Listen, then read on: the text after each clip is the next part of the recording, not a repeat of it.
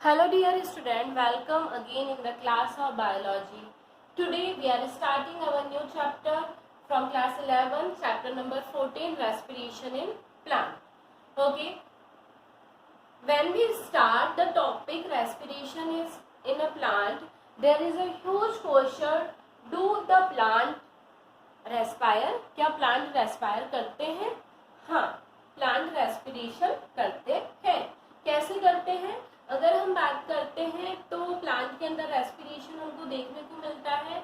वो जो होते हैं एटमॉस्फेयर के अंदर कार्बन डाइऑक्साइड को रिलीज करते हैं नहीं, वो ऑक्सीजन को रिलीज करते हैं और कार्बन डाइऑक्साइड को यूटिलाइज करते हैं. तो रेस्पिरेशन जो होता है वो देखने को मिलता है प्लांट के अंदर. तो अगर हम रेस्पिरेशन की बात करते हैं, दो सेपरेट प्रोसेस होती है. एक होता है intake of oxygen and releasing of carbon dioxide, है ना. जस्ट इसका उल्टा देखने को मिलता है, intake of carbon dioxide and releasing of oxygen in a plant. तो हम सबसे पहले ये समझने की कोशिश करते हैं what was the definition of respiration. The process in which the respiratory substance are broken down through the oxidation accompanying with the releasing energy is stored or conservation in the form of ATP with CO2 release as a consequence. क्या बोला इन्होंने? एक ऐसी process जिसके अंदर respiratory substance जो होते हैं वो टूटते हैं. किस प्रोसेस के थ्रू? ऑक्सीडेशन के थ्रू, है ना. और एनर्जी को क्या करते हैं? रिलीज करते हैं. इसके अंदर क्या होता है? स्टोरेज होता है और कंजर्वेशन होता है किसका? एटीपी मॉलिक्यूल का. और CO2 जो होती है वो रिलीज होती है. कैसे? देखिए, हमने फूड इनटेक किया था, वो फूड किसके फॉर्म में कन्वर्ट हुआ था? ग्लूकोज के फॉर्म में. हाँ, हमारी बॉडी में ऑक्सीजन ऑलरेडी प्रेजेंट थी. दोनों ने साथ में एक दूसरे के साथ रिएक्शन किया और रिएक्शन ऑक्सीडेशन हुआ. और ऑक्सीडेशन होके क्या हुआ? ये किसके अंदर? कार्बोहाइड्रेट के अंदर और वाटर के अंदर टूट गए. और इन्होंने क्या करा? एटीपी का ब्रोक डाउन किया, है ना. एटीपी को ब्रोक डाउन किया. ठीक है. या तो हम किलो जूल में बात करें, 2870 किलो जूल एनर्जी, या हम बात कर लें एक ग्लूकोज मॉलिक्यूल जो होता है वो एक टाइम में 38 एटीपी का क्या करता है? फॉर्मेशन करता है. कैसे करता है उसके बारे में हम आगे डिस्कस करेंगे. और इसी प्रोसेस को, इस होल प्रोसेस को बोला जाता है रेस्पिरेशन, जो प्लांट्स के अंदर देखने को मिलता है, जिसके अंदर ग्लूकोज का और ऑक्सीजन का ऑक्सीडेशन होता है. ग्लूकोज मॉलिक्यूल कार्बन डाइऑक्साइड और वाटर के अंदर ब्रेक डाउन होते हैं और इसी प्रोसेस को बोला जाता है रेस्पिरेशन. अगर हम बात करते हैं रेस्पिरेशन की, तो इसके अंदर एक और चीज देखने को मिलती है कि रेस्पिरेशन कितने टाइप का होता है. रेस्पिरेशन जनरली 2 टाइप के रेस्पिरेशन की प्रोसेस देखने को मिलती है. कौन कौन सी प्रोसेस होती है? हम बात करें तो टाइप ऑफ रेस्पिरेशन.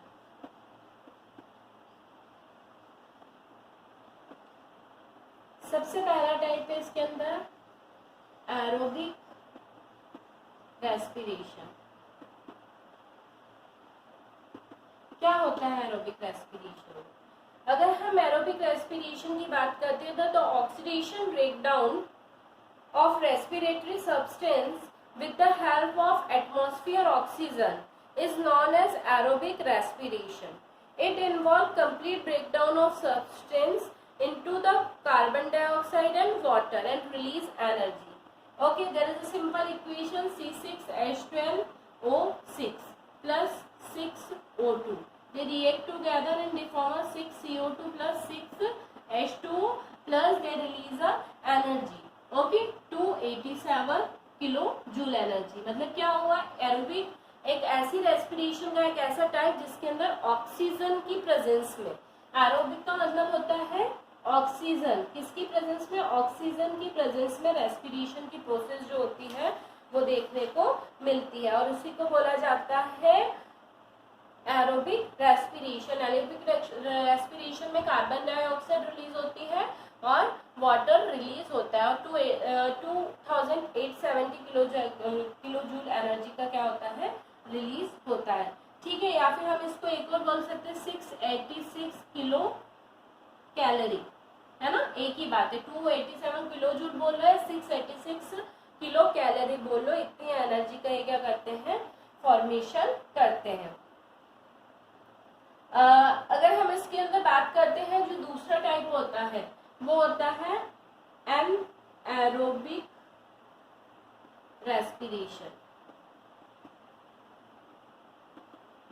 मतलब यहाँ पे हमने क्या बोला था, प्रेजेंस ऑफ ऑक्सीजन, यहाँ पे क्या हो जाता है, एब्सेंस ऑफ ऑक्सीजन। ऑक्सीजन के एब्सेंस में ये प्रोसेस पूरी देखने को मिलती है। मतलब क्या होगा, ऑक्सीजन की प्रेजेंस में यहाँ पे क्या हुआ था, सिंपल मॉलिक्यूल में ब्रेक डाउन हुए थे ऑक्सीजन के साथ रिएक्ट करके 6CO2 प्लस 6H2O, पर यहाँ पे ऑक्सीजन की एब्सेंस के कारण ये क्या करते हैं, अल्कोहल का फॉर्मेशन करते हैं, C2H5OH का फॉर्मेशन करते हैं, इथाइल अल्कोहल है ना, और प्लस 2CO2 क्या होती है, रिलीज होती है। प्लस इसके अंदर एनर्जी भी कम रिलीज होती है, कितनी, 247 किलो जूल एनर्जी क्या होती है, रिलीज होती है। यहाँ पे हमने क्या बताया था आपको कि कितने एटीपी बन रहे थे, 38 एटीपी बन रहे थे, है ना। यहाँ पे सिर्फ 2 एटीपी का ही फॉर्मेशन होता है, और यहाँ पे क्या होता है, सिंपल मॉलिक्यूल की जगह इथाइल अल्कोहल का फॉर्मेशन होता है, और कार्बन डाइऑक्साइड भी कम अमाउंट में यहाँ पे रिलीज होती है। ठीक है, ये किसके एब्सेंस में होता है, ऑक्सीजन के एब्सेंस में होती है। इसको बोला जाता है एनारोबिक रेस्पिरेशन। ठीक है, दो तरीके की रेस्पिरेशन की प्रोसेस देखने को मिलती है, that is aerobic respiration and anaerobic respiration. ठीक है, अगर हम एनारोबिक रेस्पिरेशन की बात करें तो यहाँ पे हम एक टॉपिक को डिस्कस कर सकते हैं जो आप लोग ऑलरेडी काफी टाइम से पढ़ते आ रहे हैं, और आई थिंक आप लोग अवेयर भी होंगे, दैट इज फर्मेंटेशन।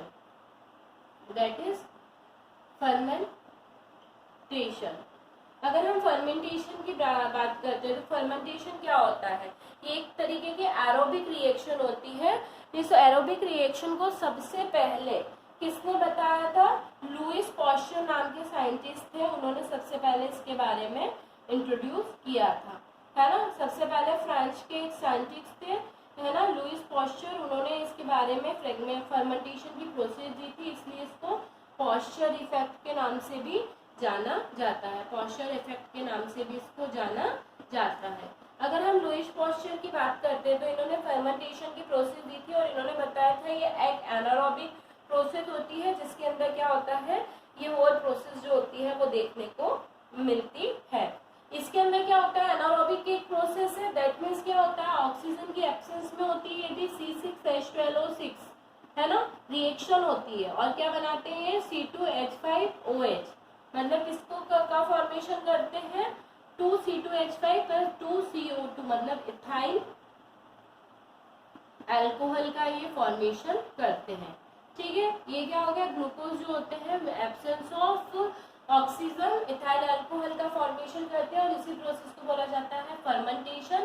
फर्मेंटेशन हमको कहाँ पे देखने को मिलता है, अगर आप बात करें तो ब्रेवरेज फॉर्मेशन, मतलब जो अल्कोहल फॉर्मेशन होता है उसके अंदर देखने को मिलता है फर्मेंटेशन की प्रोसेस। आप लोग घर में क्या बोलते हैं, south Indian food khaman dhokla बनाते होंगे, है ना, उसके जो उसमें फर्मेंटेशन की प्रोसेस होती है, जो जूसेस बनते हैं उसमें भी क्या होती है, फर्मेंटेशन की प्रोसेस देखने को मिलती है।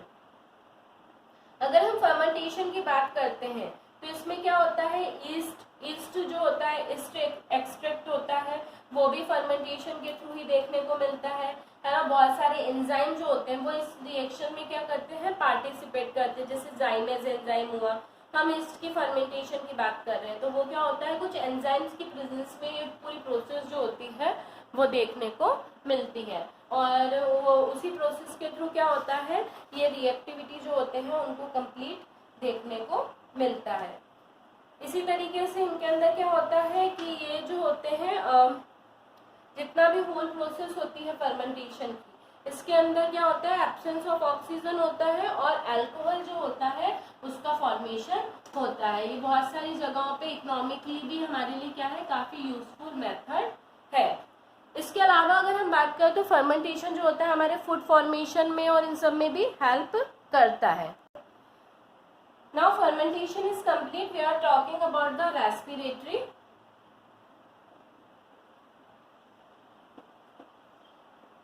Respiratory substrate.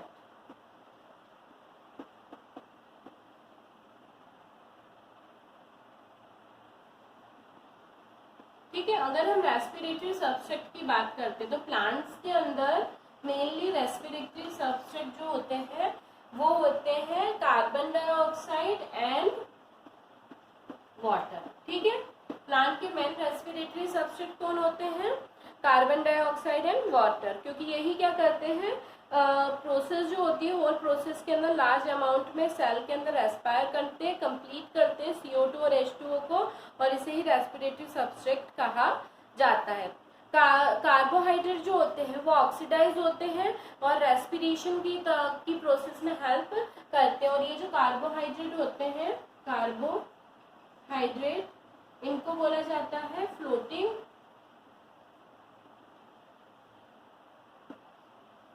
रेस्पिरेशन, है ना, फ्लोटिंग रेस्पिरेशन इनको बोला जाता है। इसके अलावा अगर हम बात करते हैं तो कार्बोहाइड्रेट जब यूज्ड अप होते हैं और स्टोर होते हैं हमारे एक्यूट प्रोटोप्लाज्म सब्सटेंस में कैटाबॉलिक प्रोसेस के थ्रू, तो इनके लिए एक टर्म होती है जिसको बोला जाता है प्रोटोप्लाज्मिक रेस्पिरेशन, है ना, तो इसको क्या बोला जाता है? प्रोटोप्लाज्मिक रेस्पिरेशन बोला जाता है।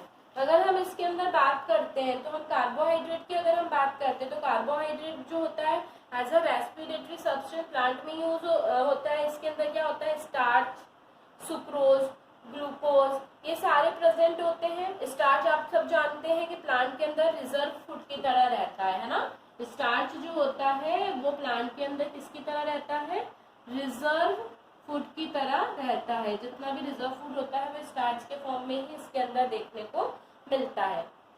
ये स्टार्च होते हैं ब्रोक डाउन होते हैं। क्या होता है? स्टार्च जो होता है ब्रोक डाउन होता है, क्या होता है, कुछ इनऑर्गेनिक फॉस्फेट के साथ, है ना, ब्रोक डाउन होके क्या बनाते हैं? ग्लूकोज 1 फॉस्फेट, है ना, ग्लूकोज 1 फॉस्फेट का फॉर्मेशन करते हैं।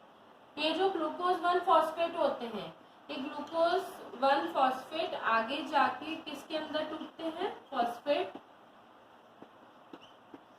आगे जाके किसके अंदर? ग्लूकोज 6 फॉस्फेट के अंदर टूटते हैं।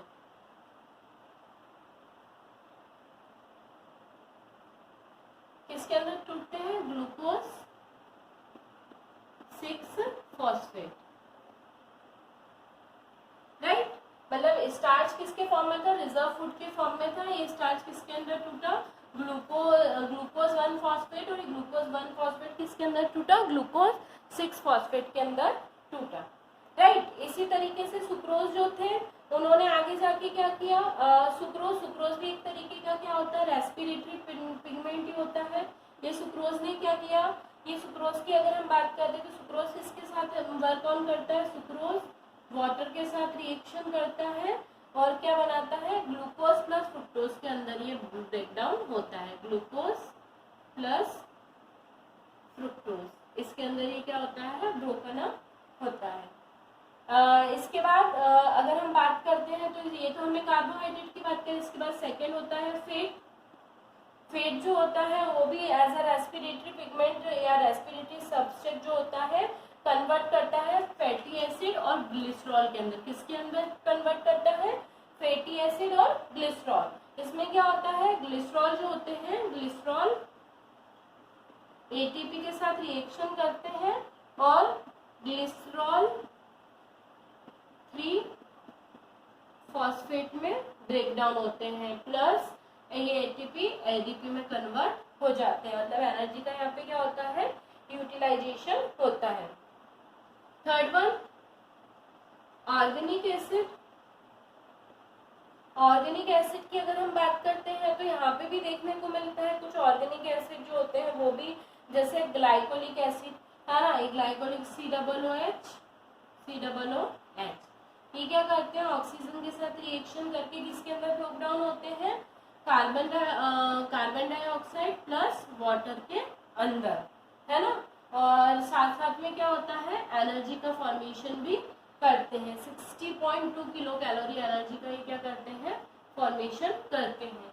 इस तरीके से क्या होते हैं, प्लांट के अंदर अलग अलग जो कंपाउंड होते हैं उनमें अलग अलग रेस्पिरेटरी सब्सटेंस देखने को मिलता है। ये हमने किसकी, फैट की, कार्बोहाइड्रेट और प्रोटीन की बात करी है ना। इसी तरीके से प्रोटीन जो होते हैं, सॉरी प्रोटीन की बात नहीं कहती, प्रोटीन की हम बात करेंगे। प्रोटीन भी के अंदर भी क्या होता है, प्रोटीन अमीनो एसिड में ब्रेक डाउन होता है और वो as a respiratory system function perform करते हैं। कैसे, प्रोटीन है ना, एंजाइम्स की प्रेजेंस में अमीनो एसिड में टूटेगा, अमीनो एसिड, राइट। इसके बाद ये जो अमीनो एसिड होते हैं, अमीनो एसिड जो होते हैं डीएमिनेट होते हैं और ऑर्गेनिक कंपाउंड में, ऑर्गेनिक एसिड्स में प्लस अमोनियम सॉल्ट में, अमोनियम सॉल्ट के अंदर ब्रेक डाउन होते हैं, राइट। इसी तरीके से ये जो ऑर्गेनिक एसिड होते हैं, ऑर्गेनिक एसिड फिर ब्रेक डाउन होते हैं किसके अंदर, CO2 प्लस H2O, किसके अंदर, क्रेब्स साइकिल में, है ना। इस तरीके से सारे क्या होते हैं, अलग अलग रेस्पिरेटरी सब्सटेंस होते हैं जो रेस्पिरेशन में क्या करते हैं, हेल्प करते हैं। Now in next video our respiratory substrate is also complete. Now next video we are discussing about the glycolysis. Okay, next video what we discuss about glycolysis. Till then student, have a nice day. Goodbye.